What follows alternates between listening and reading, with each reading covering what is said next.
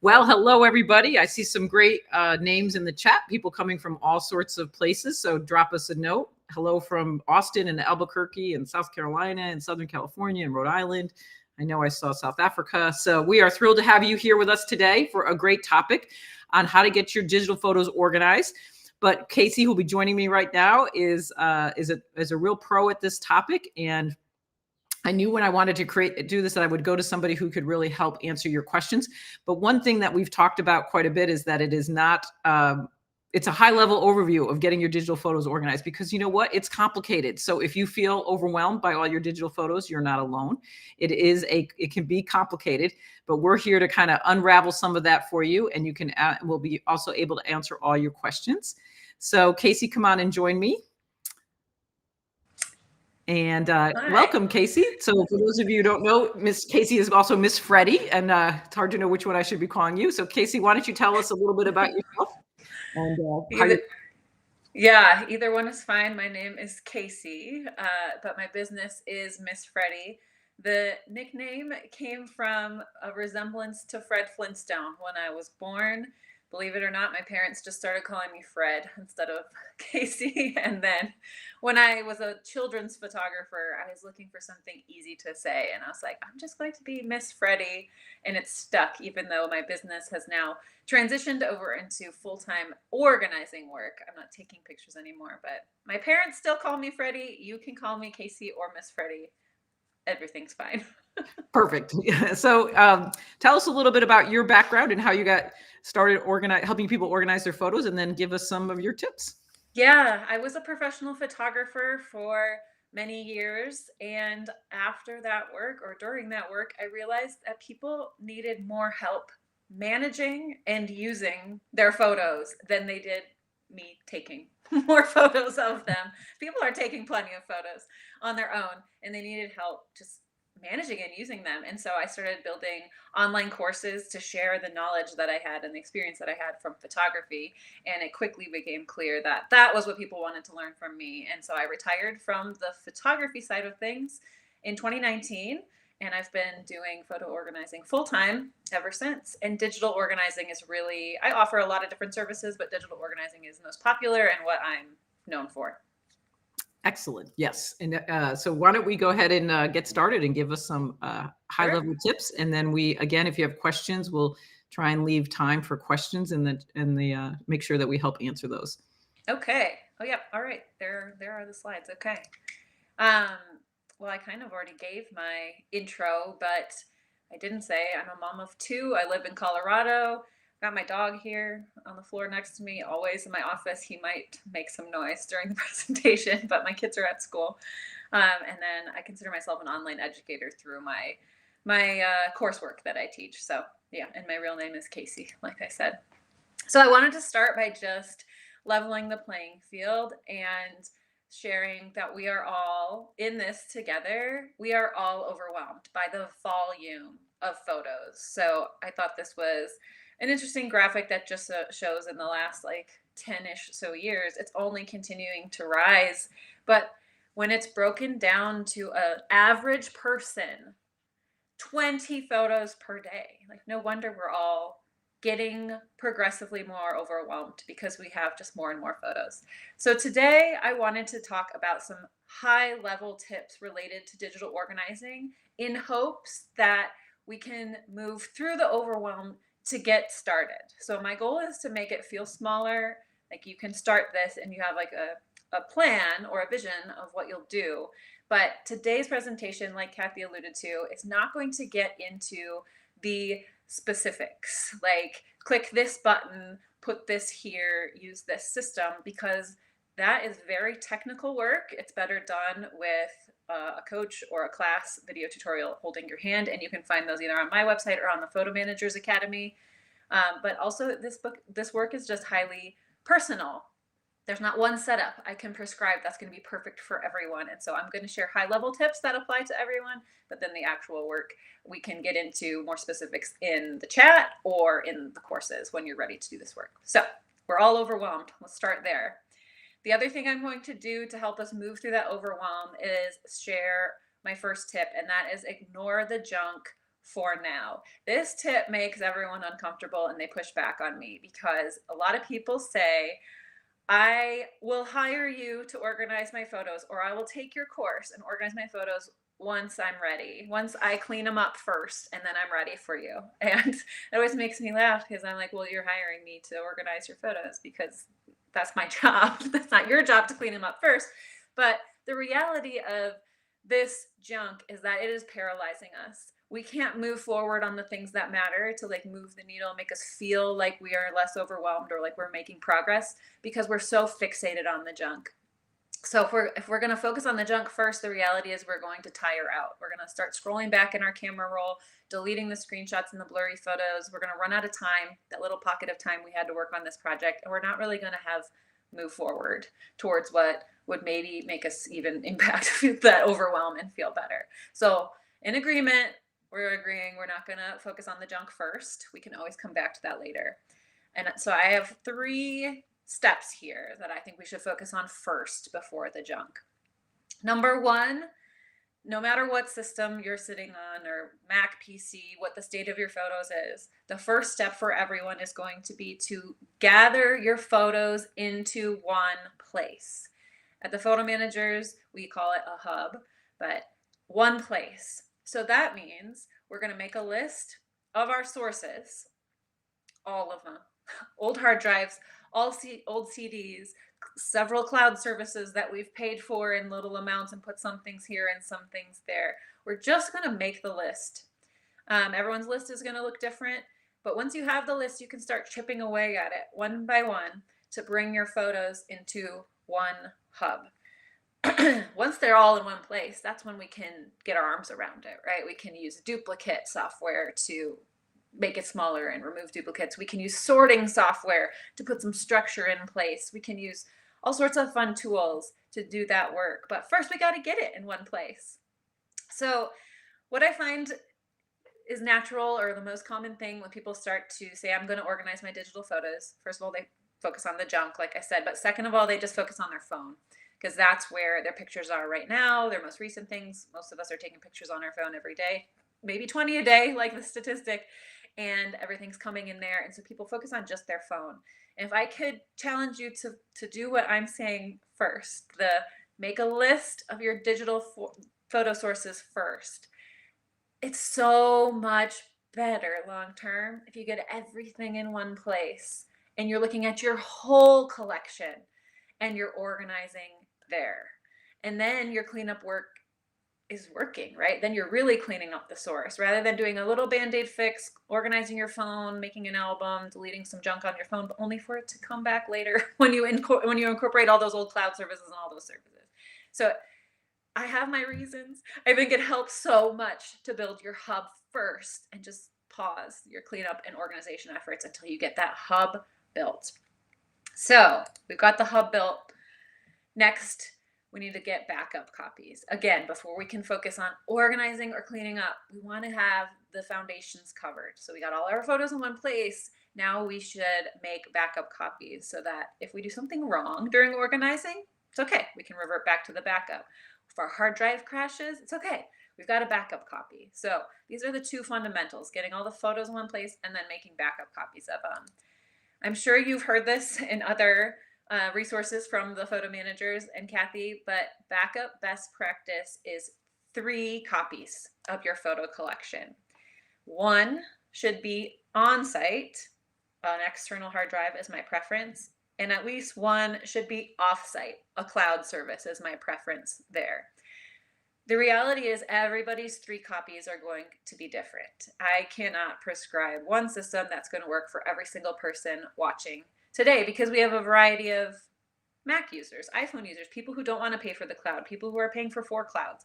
We have just too much variety here for me to prescribe one system. But one thing I can agree on, and that I'm a little bit of a stickler about, is that everybody should have an on-site copy on an external hard drive.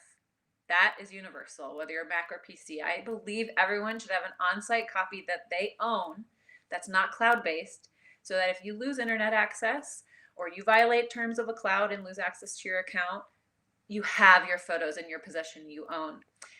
Another reason I believe strongly in this external hard drive is you own that copy, and that gives you the freedom to take your photos wherever you want. So if tomorrow some brand new photo management software comes out and you're so excited about it, well, you just open up the software, buy an account, and import your photos into it.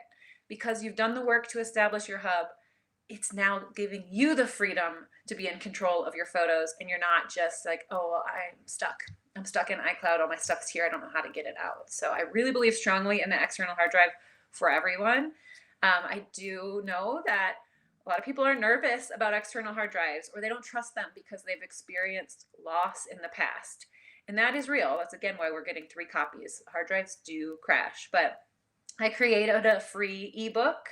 It is on my blog. I think we're going to post the link in here. It's a quick 10-page ebook. It's free, and it goes through the basics of external hard drives. It has some models that I recommend. It has some different, things, what you do for Mac versus PC instructions, that kind of stuff. So it covers the basics so that we can all really enjoy external hard drives as the valuable tool that they are, instead of being afraid of them.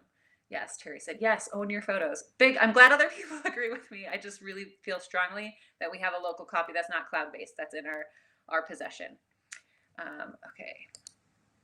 The question I get asked all the time, even though I know I said everybody's a little unique with digital organizing and what setup the 3 are for you. What cloud service is best? While I do have my own preferences and I have my own cloud services that I pay for, in reality, I think that what cloud service is best is often the one that you're already paying for. I think everyone's paying for multiple. In my experience, most of my clients and students are paying for multiple cloud services. And so usually I just have a discussion with them about, well, which one are you gravitating toward first, and which one are you enjoying the features of? And so let's go all in on that cloud service. And it might mean paying more so that it can hold your whole hub.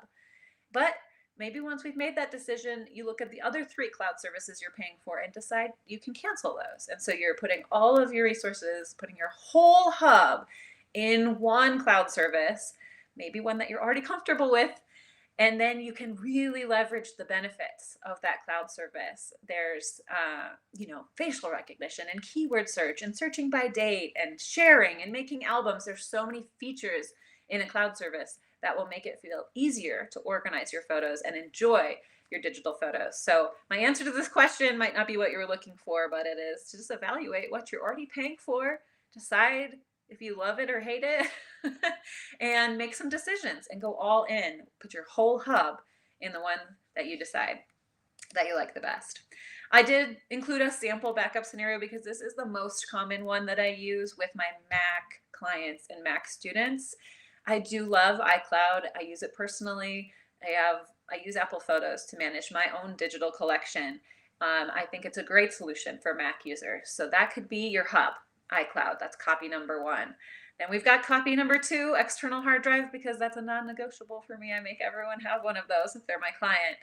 And then number 3, my most popular cloud service I recommend as a backup is Amazon Photos. And the reason for that is because if you are a Prime member, you get unlimited photo storage included with your Prime membership. And so this is a really easy one to add into the mix at a more affordable rate than some of the other cloud services. And when people see 3 copies like this, and automatically they get overwhelmed by like, well, how do I keep them all the same? And how do I clean up in all 3 places? And my advice for that is you focus on the one that's your primary hub, and that's what gets all of your attention. So iCloud is where I spend 99% of my time interacting with my digital photos. iCloud is where I clean up. It's where I name faces. It's where I favorite things. It's where I share with people. It's where I edit. It's where I'm doing all of my enjoying of my photos and organizing my photos. And then my external hard drive's there just in case. What if I lose access to my iCloud someday? What if iCloud implodes? I don't know. This is just in case there's this external hard drive that's mine, just in case a new photo service comes out that I want to try. Well, I'm going to take my library from my hard drive and load it into that new photo service. And then Amazon is just a backup to both of those. What if you plug in the hard drive and it's not working on the same day that you've gotten locked out of your iCloud account? Well, then you get to go to Amazon. So in reality, copy 2 and 3 are not something we're needing to spend a lot of time in, and we can replace them if a lot of changes have been made. Like if I have done an extensive cleanup in my iCloud, I can empty my Amazon photos 2 years from now and replace it with a new copy. So rather than getting hung up on everything matches perfectly and everything in all three places all the time, let's go 3 times as far in the main library and make some really good, deep progress organizing and cleaning up. All right, non-Apple users. Usually the setup I use for PC is an external hard drive, non-negotiable. Usually Amazon Photos, again, if we're looking for a lower budget alternative, or Google Photos is very popular with my PC clients. So I'll interchange one of those. They offer similar features. And then, yeah, usually I use a third backup that's automated, like Backblaze. That's just backing up their whole computer. It really varies for every client and every student based on their budget too. Some don't want to be paying for 2 cloud services. And if that's the case, then maybe I'll just make them a secondary external hard drive that they keep in a safe or they keep at someone else's house. So it is a mix and match scenario with the 3, depending on your setup and your budget and your preferences, which is why I can't prescribe just one, but I wanted to give this sample setup because this is the most popular one that I use, and I use this personally, and I share this with a lot of my clients and students. All right, so we've talked making your hub, making backup copies, and now we're going to organize, which was the title of the presentation and probably why you guys are here, but we're going to organize within our hub. My favorite way to organize is albums. Albums are such a powerful tool because unlike the previous days of folder-based organizing, which I loved my folders back in the day, albums are a great way to reference a photo for like quick access. So albums don't create a duplicate copy of your photos. They just reference that one photo in your library, but think of them as like a quick access link. So I have almost 300 albums. I love them so much in my Apple Photos, and they are so useful because then they're searchable too. Like if you type in the word of the album or whatever, but I'm going to share a list really quick of some albums that I personally use and love. Albums are going to be highly personal too. You will know what albums you would use and are worth creating, and I can't tell you that, but here are some that I use a lot. So I have a best of album for each child, including my dog. He has his own. You can see it in the screenshot. I have a best of Colby, best of Colin, best of Jill. These are enormously valuable. Yes, I can type in the name Colin in my search and find all of my pictures of Colin thanks to facial recognition. But I could just but that's going to be thousands. I think it's like 6,000 at the moment, pictures of Colin. When this best of album of Colin is about 300 pictures, and they're the ones I love the most. So just real-time example, my son is graduating from 5th grade to middle school next week, and I just got an email asking for baby pictures for the slideshow at their continuation. And so I went in to best of Colin, all the way to the beginning are his baby pictures. I picked one of my favorites and sent them in seconds. So I do use the best of albums frequently when I need to print photos, make photo books, work on a birthday project. They're great. I have one for best of siblings. Those are the kids together. Best of family, all of us together. I have one for all our professional photos. We try to get a professional photo session each year of our family. And so I put those all in their own album for quick reference because those are the really good photos when I need to get asked for like a family photo of us. I usually go there and grab it. One lesser or less popular album, but I find I use it a lot, is House. So I have a lot of before and after pictures of different projects. We lived in this house for 8 years. And so I often don't know the dates or years even of projects that we did, but I can go to my house album and see them. So if a neighbor asks, oh, how did your basement turn out? Well, back in 2020, I can just go to my house album and see kind of the whole history of different house related things. I also have similar albums for school photos. I have a first and last day of school album with all those pictures I take of the kids, you know, with their backpacks on the first day and the last day of school, so I can see them all together in one spot. Before and after projects, like I mentioned. Travel, so I make an album for each trip after we get back. Those are the easiest to make. You can make one today. You just pick the first date of the trip, select through the last date of the trip, and click add to album. Done. And then projects. Albums are a really great way to earmark the items you're going to use for a project. So every year I make a family yearbook and I use an album to grab the 300 favorite photos of the year, so that when I get to my printing company or the book company, I'm not looking at 2,000 pictures from the year. I'm looking at just the 300 that I picked, and I put them on the page. So projects are a great way to earmark and group photos this way for easy access. And because they're not duplicating the photos, you can add the same photo to multiple albums. You can have as many albums as you want. You can make albums temporarily and then delete them after you finish the project, or you print the photos, whatever. You can just go crazy with albums, and you can delete them when you're done, and it's not impacting the size of your library in any way, and it's not deleting the photos in your library when you delete albums. So albums are a fantastic tool, but best after you've gotten all your photos in one place. That's why we followed this order of getting them all here, because when I click on my best of Colin album, it's his whole life. It's not just since I got this current phone. And I can see all the pictures of him. So getting all the photos in one place first, really, I can't harp on that point enough. It just really serves you best long term. And ignore the junk. I didn't know I put this in here twice. I feel very passionately about it. So I'll remind you that we ignored the junk temporarily, and I said asterisk for now. Now's a time that we can start to come and chip away. We've got everything in one hub. We can start to chip away and clean those up. And so I have a tip for that. Now that we've gotten everything into one hub, there is something I call the daily delete habit that can be really transformational for your library if you're willing to just try this out. So daily delete means in your hub, Apple Photos, Google Photos, Amazon Photos, wherever your hub is, you search for today's date. So in here I typed in February 7th, now no year. And so now I see all the pictures that were taken on February 7th. And then I'd review those. That's my task for today. So this daily habit is, instead of looking at all the photos in your hub, maybe you have 60,000 pictures in your hub, instead of feeling like you have 60,000 pictures to clean up, that feels insurmountable and overwhelming. You just have 65 today to review and clean up, and that feels easier. And this is something you can do daily. You can type in other dates. If you skip a day, you can type in other dates. But this makes it smaller and more manageable. And if you stick to this kind of daily delete habit, in a year from now, your library might be a third of the size that it is today, right? You're doing it a little bit at a time. So because you did all that work of bringing all of your photos into one place first, now the daily delete is really, really effective.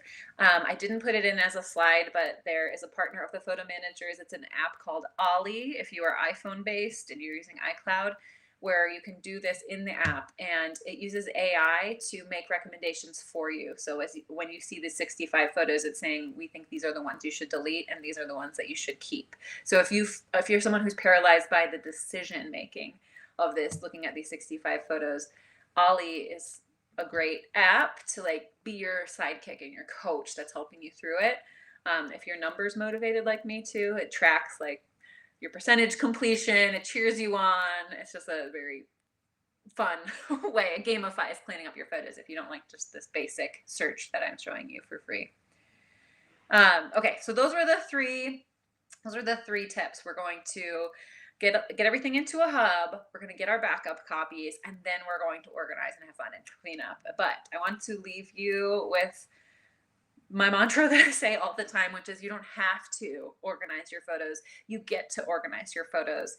I don't know why, but there is this stigma out there that our camera rolls should be smaller. Smaller is better, and that we are failing because our camera rolls on our phones are tens of thousands of pictures, and that's not the case. My camera roll is 30,000 photos, and that's great. I love to see the number grow, because it means that there are moments in my life that are worth photographing and documenting. And so this is fun work.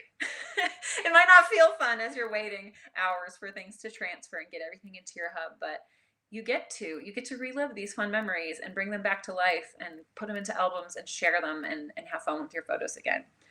That is my last slide. I wanted to leave a lot of time for questions. Yeah, I don't have any more after that one. It's not letting me continue. I wanted to leave a lot of time for questions. I have not been monitoring the chat.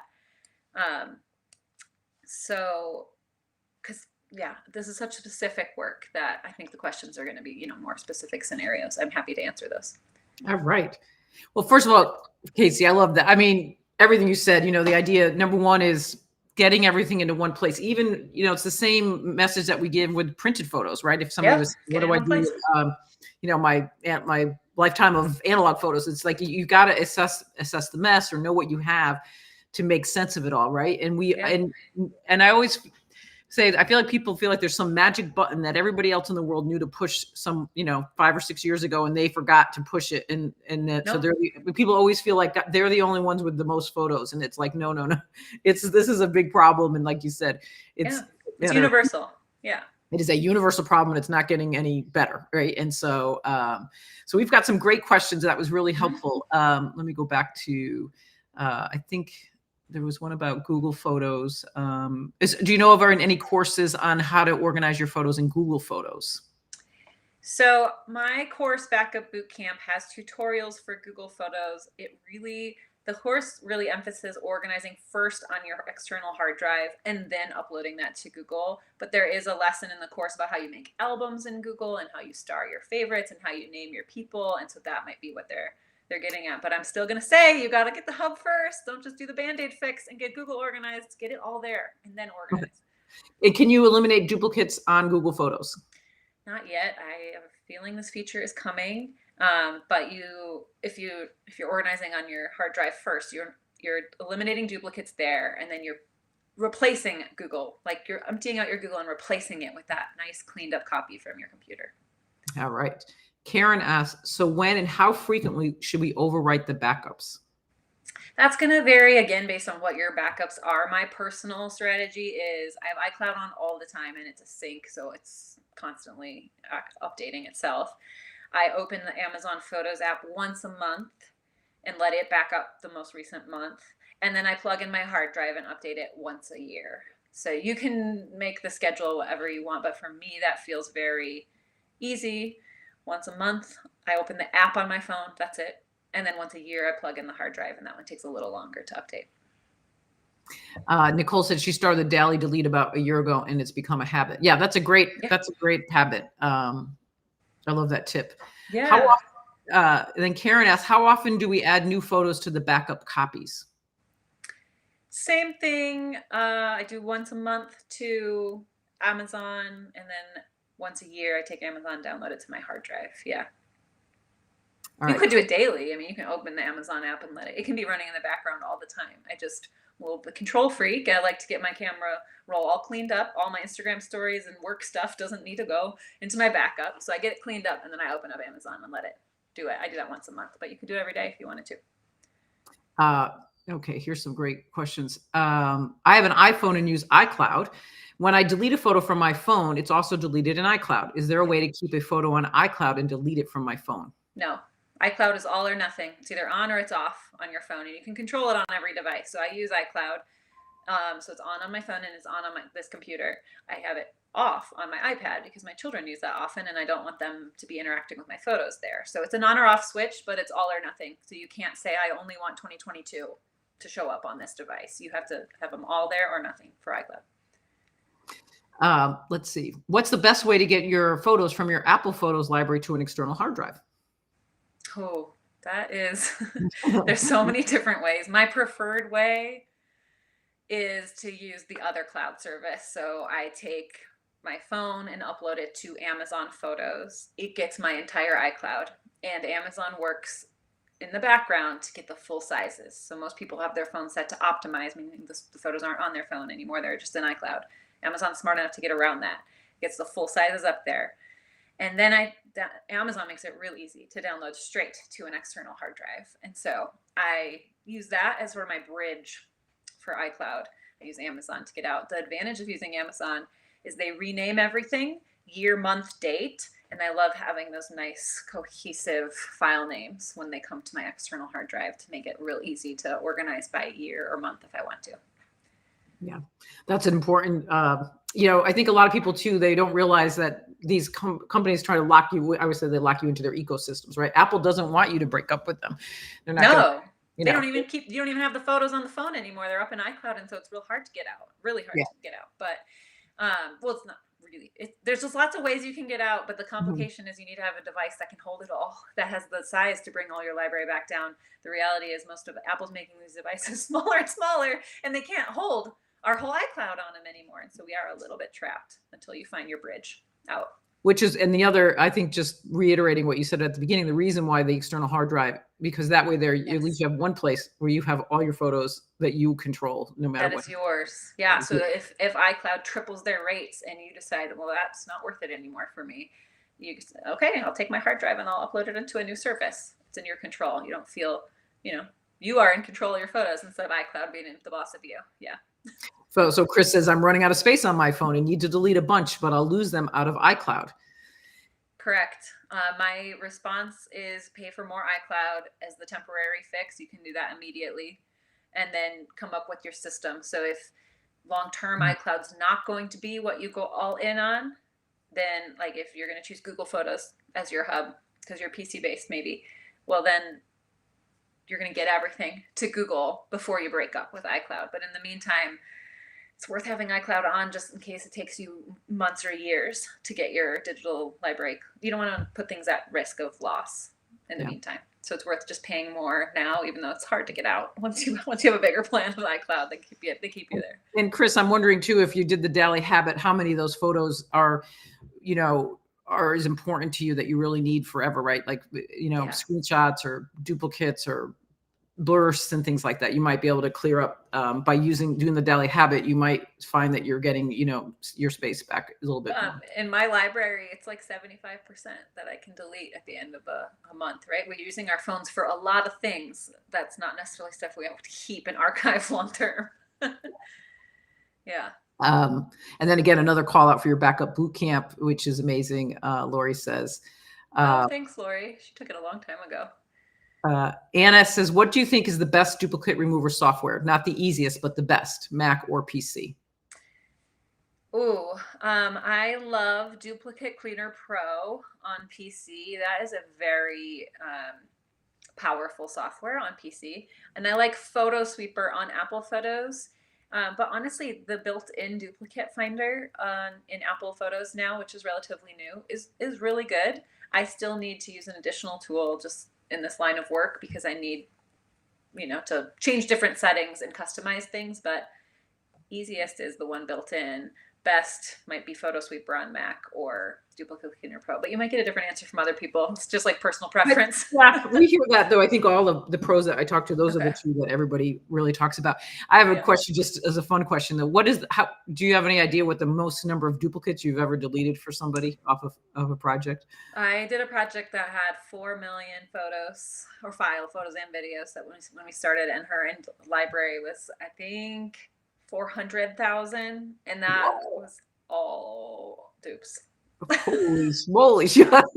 When you don't feel confident in your backups, you make a lot of them, and it doesn't fix the problem. You make all these copies, and she had made 10 hard drives worth of copies, and she didn't feel confident in any of them, so she just kept doing it, and there were a lot of dupes. Yeah, that's a lot. But it wouldn't be so. But just so people know that, even when I actually hired somebody to help me with my photo collection because, I just didn't have time, and I think it was probably 25,000 or 30,000 maybe. Dupes. That's very normal. Part of the average. process.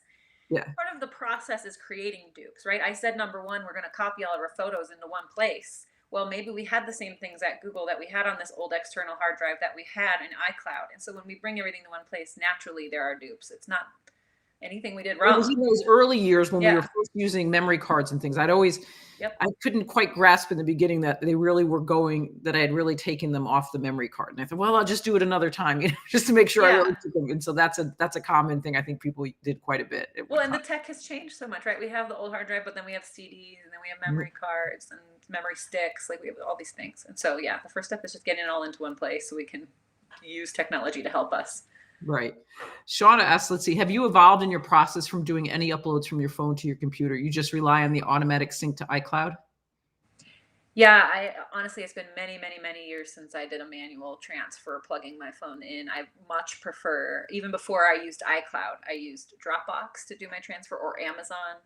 I really have never been happy with the manual plug-in and copy and paste. It's just doesn't work smoothly anymore, especially if iCloud's in the mix. The photos aren't on your phone. So when you plug it in, you're not seeing all the photos to copy and paste.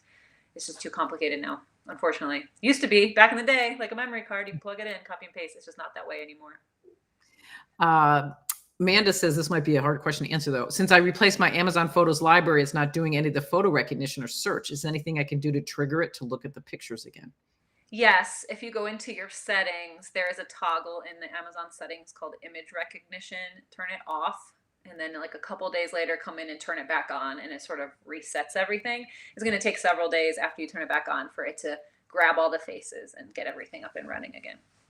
Yay, Amanda, look, see, I thought, oh, that might be too complicated, but. Yeah, I will also say if you are in California or Texas, they don't have those features anymore because of some legal, I don't know the whole backstory, but if you're in one of those states, which Amanda isn't, but yeah, if you're one of those states, then it's a little more complicated. Priscilla wants to know, do you scan old photos and use the same process? I tackle digital first because that's a big project in and of itself, just with the digital. So I get that house built. Then I tackle physical and scans. And so, yes, I use the same process. When I did this with my own photos, I scanned all my childhood photos and then I brought them into Apple, my hub. They're on my hard drive as a backup copy, and they're in Amazon as a backup copy. And in Apple, I've organized them in albums. So it says like Casey childhood, Casey college, it's all the decades before digital. Yeah, and it's wonderful when once you do that and have them on your phone, and then you can pull up your childhood photos where it's amazing. And it's so fun. I shared an Instagram reel this week about someone asked if I had my high school graduation photo, and I typed in graduation, and there was me in 2001 with my cap and gown, and that was a scanned photo, and I could pull it up using all the same technology and shortcuts. I recently had lost a dog, and I wanted to make an album of my pet, of that dog. But then when we put in dogs, I found all the photos of dogs because my childhood dogs were in there too. So I ended up doing a whole thing about the dogs of my life, which was really fun because I was able to do that because I had scanned and put those in there. So I saw the book at conference, and it was beautiful. Yes. Yeah. Sandra said, "What happens if you save and sort it into albums on Google? What would happen if you TRF to your hub?" Transfer to your hub. Yes. Mm-hmm. So albums are service specific, so they don't communicate across each other. So when I make an album in Apple, it doesn't translate over to Amazon or to Google, and that's true of everyone. They just don't. They're their own proprietary things. So, but all of them have options to download an album. And so I can go to the Amazon website, I can go into my Apple Photos, and I can export or download those albums. And they come as a folder with that name and all the contents inside of it. And so you could use that to transfer to your hard drive or to move across services. So I used to use Amazon as my hub before I got everything set up in iCloud.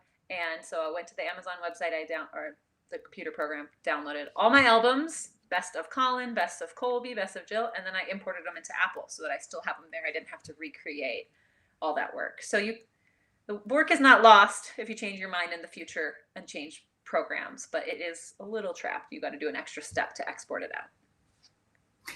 All right. Another question again, this idea of albums. When you delete a photo from an album, is it not also deleted in iCloud? Correct. It still stays in your library if you delete it from an album. There's a pop-up on the phone that says, are you trying to just delete this from the album, or do you want to delete it everywhere from your library? So you can choose between the two, but the default is to just remove from the album. Do you use, Anna asking, do you lose albums and other things you've done in Apple Photos when you move to Amazon the way you described? Albums, yes, but not the photos. So like your library in Amazon, or let's say your Apple library is 60,000, and you maybe have 10,000 of those sorted in albums some type of way. All 60 go to Amazon. So they'll just be up there as a library. You would have to recreate albums up at Amazon if you wanted it to be the same. But when it's a backup copy, I don't worry about albums there because I'm going to be living and breathing in my hub, which is Apple for me. And this is just a backup copy in case the worst happens and I lose access to my iCloud, which is hopefully unlikely. It would be nice in the world if everything mirrored each other and it all worked the same, but it just doesn't, and it won't ever. No, they don't. That's what's causing all that confusion, right? Yeah. right? not Like no, incentivized to do that. They want you to be trapped. they want you to use their they Yeah. don't, yeah. Uh, I store my 80,000 photos on my iMac and backup with Time Machine, which is their second copy, which runs in Great. the background. I can do a second backup and put that off site. What is your thoughts on that? That is a great setup as long as you have enough space on that iMac to be storing all 80,000 locally. And that is not common because you would have to pay extra to upgrade that Mac when you buy it. And some people do. And so that's great. The setup is so seamless and easy. But in reality, I have very few clients who have enough space on their Mac to do that. So if you have 80,000 on your iMac, there might be being optimized in iCloud. And if that's the case, Time Machine's not backing them up fully. So it's the ideal setup. It's the easiest setup, but it's just not for everyone unless you've paid extra with Apple when you bought your computer. All right. And then again, could we let it ask the ebook? Rebecca, could you drop the link to the ebook on the external hard drives? And I think also in there are recommendations for different hard drives, right? In your Yeah, ebook? there's links in there to the ones that I recommend and different ones like explanation of Mac versus PC and some considerations, that stuff. Yeah. It's 10 pages. I don't know if that sounds like a lot or not a lot, but it's not overwhelming. It's a quick read. The name of the duplicate eliminator for PC again? Duplicate Cleaner Pro. Okay, Yeah, there's a lot out there. It's the Digital Volcano, I think, is the developer, if that helps find the right one. And when you're ready to make your photo books with your photos already in your album, what software do you use? You can use plugins to your Apple Photos if you want to do it right in Apple Photos. I prefer to use an external program. It's called Album Stomp. The company is called Stomp Software. There's other ones out there. I just prefer to design. I do a lot of books, right, for clients. So I need like a software that's not at the photo book companies. So Album Stomp is what I use.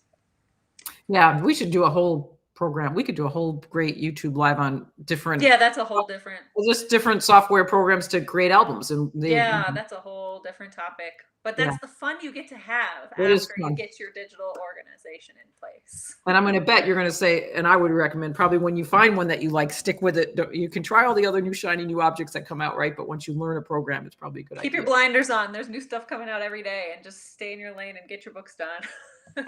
It is hard. Yes, we have to. Yeah. Chris has said she's still a little bit confused about the connection between the photos on my iPhone and iCloud. Whoops. Mm-hmm. How can you save photos in iCloud that are not on your phone? Is that possible? I say iCloud and the iPhone are the same. So what you see on your camera roll is your iCloud if you have iCloud on. So that is how I understand that. What is on your phone is iCloud. There's not a second one out there that has the older version and you're only seeing the new one. It is all or nothing. So everything you see in iCloud is there on your camera roll. How can you add things in there from previous phone, like prior to the phone life, your old stuff from old hard drives and stuff, is you really need to be Mac based to do that because you open the Apple Photos program on your Mac and you can import all sorts of things in there. Again, I think a course tutorial is going to be what you need because you know what buttons to click and how to get the settings just right on your Mac. But you really need to be Mac based, in my opinion, to take full advantage of the iCloud capabilities. All right. You were right, Casey. You knew there'd be a lot of questions. They keep coming in. I know, it's just so specific. I know. And we'll answer a few more, and then we'll probably have to, what is the best way to get my husband's photos from his iPhone into my iCloud? Okay. Nobody likes this answer, but my first question is, do you actually want your husband's phone photos in your library? My answer was no. I'm a little bit of a control freak, and I feel like I got enough to manage with my own photos. And so usually I only want a handful of my husband's photos. I don't want his whole library. And so AirDrop is a great way to do that. Take his phone, pick the 5 you want, and send them to yourself. Maybe you do that monthly or quarterly, once a year. AirDrop is a great way to do it. If you do want his whole library in with yours, I would recommend just having a shared cloud service. So my husband is actually an Android user and I'm iPhone, so we can't use AirDrop. But he uses Google Photos and he just set up, that's our shared space. So I can log into Google and I see all his photos and I pick the 5 that I want and take them that way. So if you don't have AirDrop as a tool, I would say a shared cloud space. And Amazon could be that, Google could be that. Again, it'll vary by person. Okay. Let's see. People again talking about how great your boot camp is. Oh, Teresa. Yeah, Teresa did my album making class. She made the coolest project. I like, she can't come on here and talk about it, but she made a really cool project for her daughter. I think it was her 30th birthday or something. Oh, fun. Yeah. This is a good question though, because we are talking about photos, but videos is becoming, I've been saying for a long time, it's the next frontier, right? Because more and more, I even do it too. You want to, you know, we're shooting more and more videos. So this person wanted to know, whoops, let's see, I lost, goes by so fast. Where did that go? I'm sorry. Okay, so I know this about photos, but do your videos go to iCloud as well? Trying to figure out storage options. Yeah. I use the exact same process that I talked about today for photos and videos. I treat them the same.